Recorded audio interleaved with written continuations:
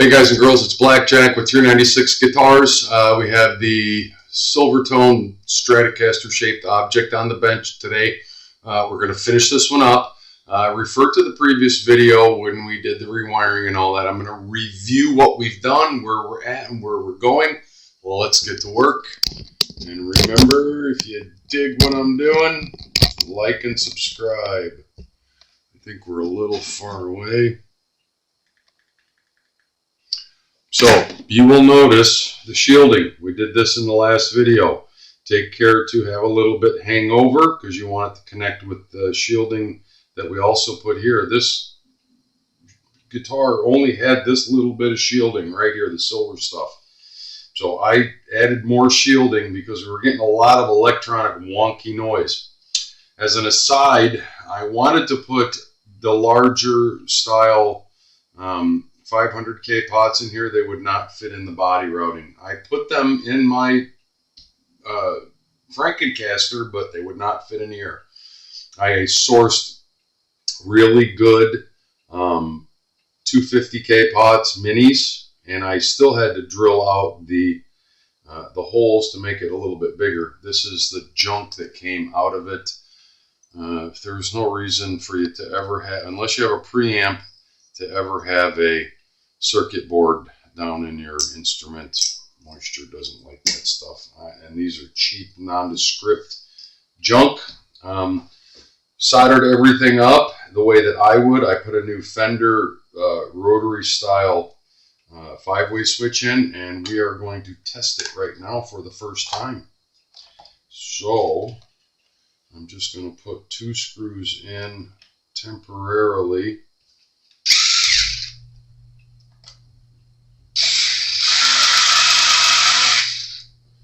And check out our handiwork. And the way we do that, quite simply, is hook it up to an amp.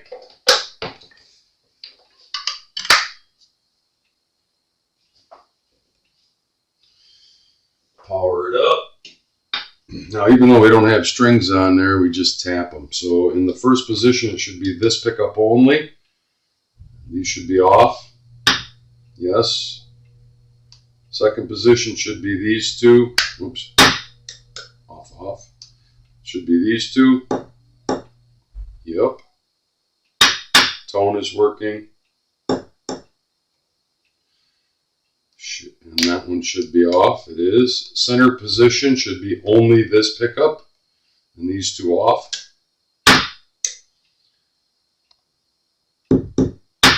Tone is working. Fourth position should be these two, this one off. Yahtzee.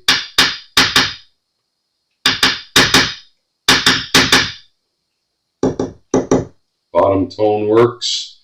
And the last position should be this pickup only, these two off. It is. And you don't get to have tone on that. Only volume. Okay, so all of our electronic repair is perfecto. We are going to now, well, by the way, I put a new output jack in it as well. So basically everything in there is brand new. The only thing that stayed was the pickups. And they're okay, but at a later date, I'm sure he'll end up upgrading those and a new neck, I hope, sooner or later. Let's put the rest of the screws in the pick guard. I will be right back. Stand by. By the way, as an aside, once you've had your electronics apart and you're putting the pick guard back on, look around it, make sure that you're not bulging out anywhere, that you're not pinching any wires, and double check. Ask me how I learned that lesson. Got it all put together, restrung it, and guess what? We had a problem. So let's double check, make sure. Just another tip from your Uncle Blackjack.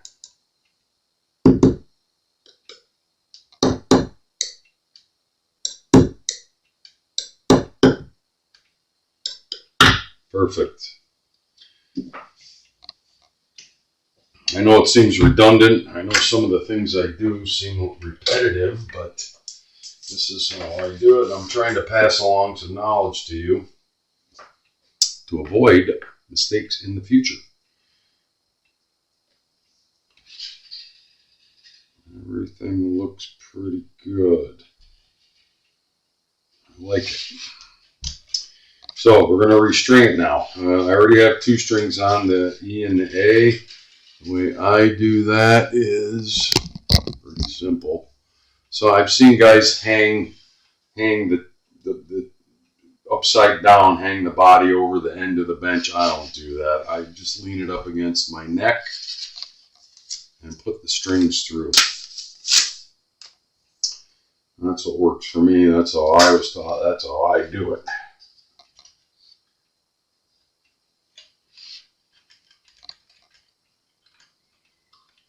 I'm on you. Get up through there. Put them all on there first and then flip it back over and get to work. Wow, these are honking strings. That thing feels like a piece of cable.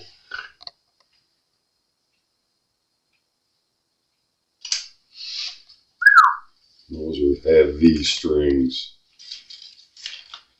Get over there. See, that one is so heavy it doesn't want it. It won't stay over here. Wow, heavy strings, 12s. But that's what he puts on this guitar. He's got a Les Paul. He's got a whole stable of instruments. I worked on some of them, probably most of them, if not all of them, from one time or another.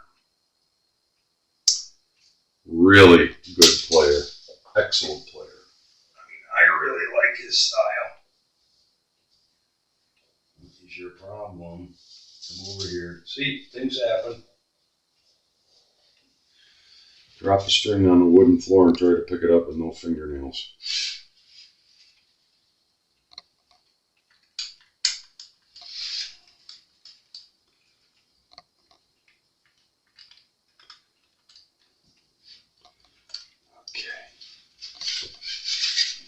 Thank God for small miracles. I finally got that done.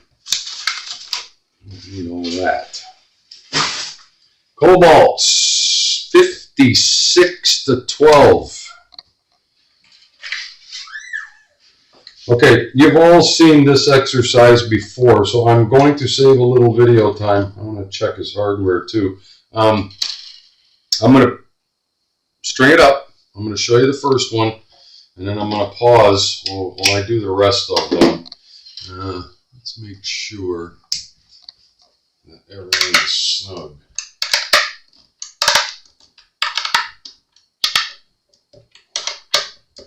Oh, that one was loose. See, that's why you do that. Same process. Now these are really honking strings, so just barely to the next peg and bend it, because they're going to have a hard time getting around that string peg to get 2 full wraps, because the string is just too fat. Too fat. Got to put those strings on a diet.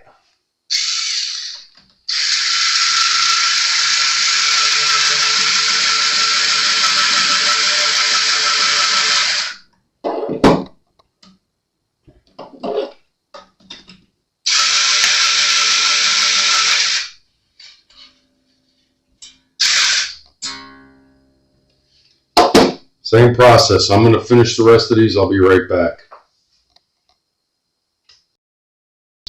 All right, through the magic of camera work, which I am not that good at, as most of you know, I got everything strung up.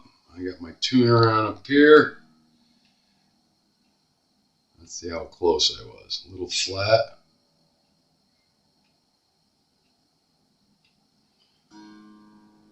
A little flat. Let's get them up there.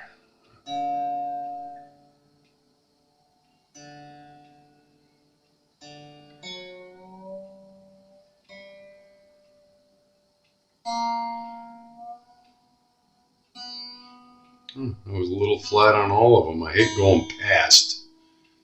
I don't want to be too sharp because you could pop a string, although I don't think a Mack truck could pop these strings. Just as I say that, one will probably break on me. Ooh, wow.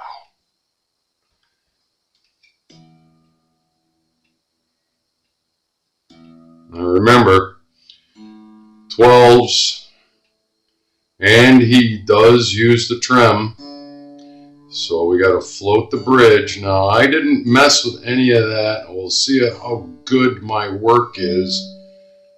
If I get lucky, I may not have to do anything down here.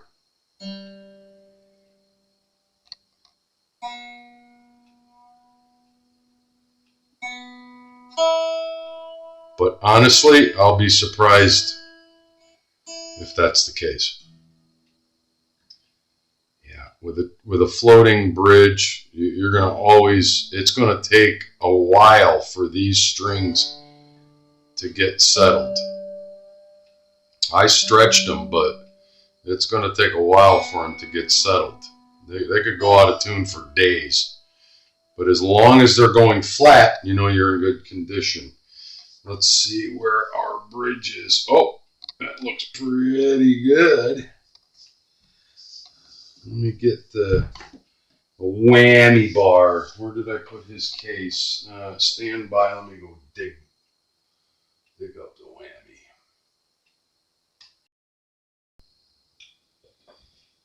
Sorry about that. I found his whammy.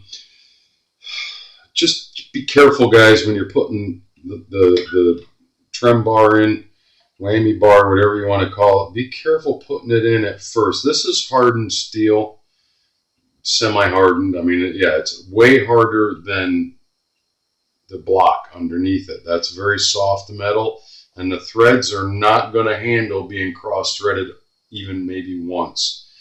Once you do it, you're going to be in trouble. I go all the way tight, and then I back it off a whole turn. Right? Oops. Oops, if I got it plugged in.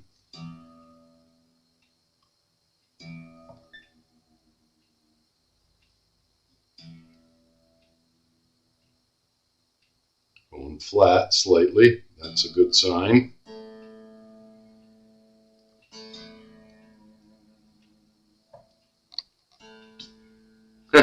Stayed.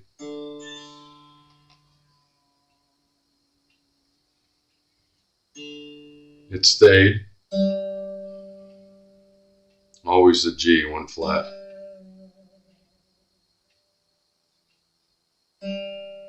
It stayed.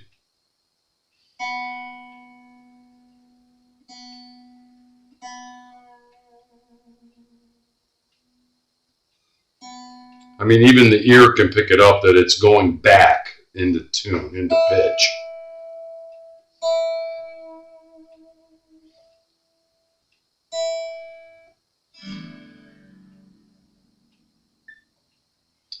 I hear something going tink, like there's a string catching somewhere. And it could be, yeah, I'm going to guess it's right there. If you ever hear a nondescript tink,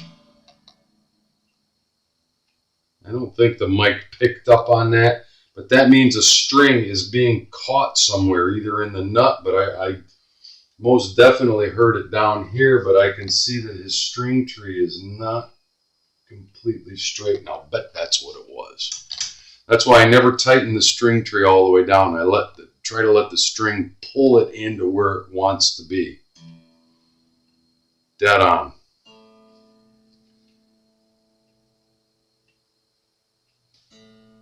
So close to dead on. Dead on. Even the G is dead on.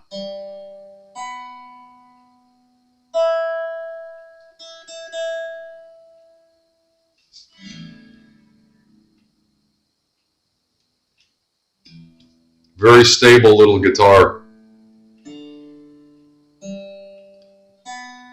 This is not how it went when I first put 12s on this guitar. I had to fight with that trem, that floating bridge, for days. It took me for the wood and everything to settle and getting the action and the neck relief just right. But I've had the strings off of this guitar for 3 days now. What's today? 4 days. I just strung it up. It's holding tune, and this is staying. That means once you get them set, they should be good. And if you did it one string at a time, I guarantee you, if it's set up properly, if you do it one string at a time, I almost guarantee it will be fine. But once you start messing with it, then you're in trouble. Now, I will be extremely surprised if his intonation went off. I know we checked it in the first video.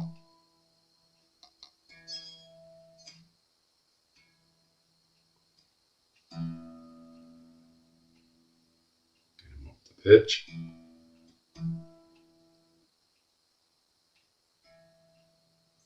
Dead on. Remember, the strings are still stretching slightly. These are brand new strings. We just put them on in this video.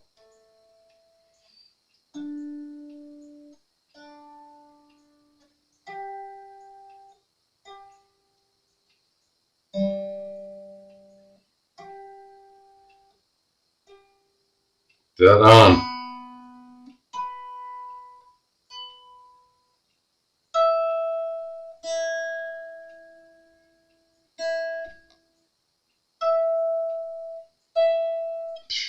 You can't ask for any better than that. Oh man, I love it. I love it. That means my work from before, and he's had this guitar for 8 or 9 months since the last time I put new strings on it and changed it from 9s to 12s and set up his trem system, which, yeah, it takes a lot of springs, but I generally set up my Strats like that anyway. And I get a bunch of comments every time. Oh no, you don't need that many, and they need to be in a Y configuration. No, that's what you need. It might have a little more pressure on the trem bar, but and it pops right back. That's what you want. It has to be equilibrium between the tension on the strings, which is the neck, and where it goes around the bridge, and the spring tension underneath it. That every time you hit that whammy and let go, the springs pull it back. It's in equilibrium between the strings and the springs. I know I've ranted about that ad nauseum many times whenever I work on a Strat, and let's face it, these are very common guitars. So if you don't know how to do that, you're going to own a Strat. You have to have somebody like me that will take the time and the care and the effort to make it right. So I say we plug it into an amp and see what it sounds like now, because these strings probably won't stay in tune for a couple of more days completely, but it should be good enough to test out all our electronics and how this guitar actually sounds in comparison to what it sounded like before it got here. So stand by. So keep in mind, folks, I am not a guitar player. I'm a bass player.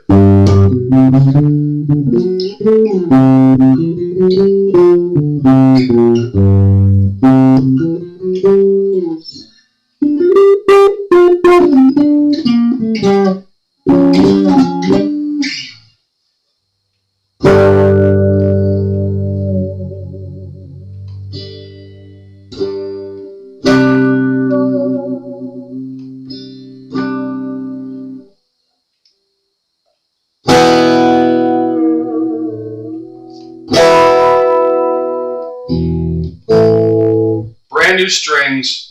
Did not set this up since the last time I had this guitar. We had it completely apart. There was no tension on the neck for 4 or 5 days. And these strings haven't even settled in, but you can tell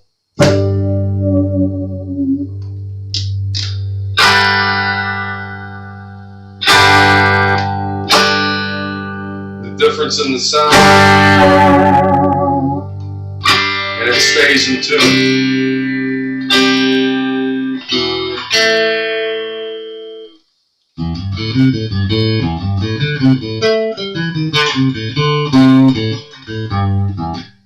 I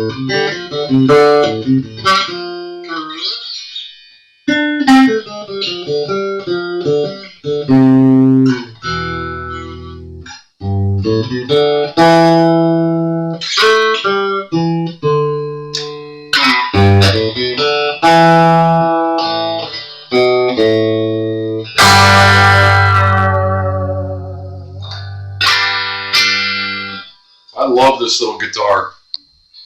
And that's with a cheap neck. You know, for what this is, being a Silvertone, and you can give me all the comments in the world, it's just a Silvertone. Well, now this Silvertone has some really nice chrome telly knobs. I can argue that until the cows come home. I put telly knobs on my basses, by the way. I put a good Fender 5-way switch in it. We changed out all the pots and electronics. We put a new output jack in it. All I did was string it up with the same strings that we had on it before after 8 or 9 months, and it's staying in tune. It's not even, I didn't have to do anything with this trim from the last time I set it up. That's how stable this little guitar is. So you can argue all you want about the name on the headstock. Every instrument deserves to play as well as it can possibly play. This is a powerful little guitar, and I can tell you the owner digs it a lot, and he always texts me out of the blue. It says, Len, I can't believe this guitar stays in tune. I jam on it, I beat on it, I whammy the daylights out of it, and it always goes back to pitch. If you dig what I'm doing, like and subscribe. We'll talk soon.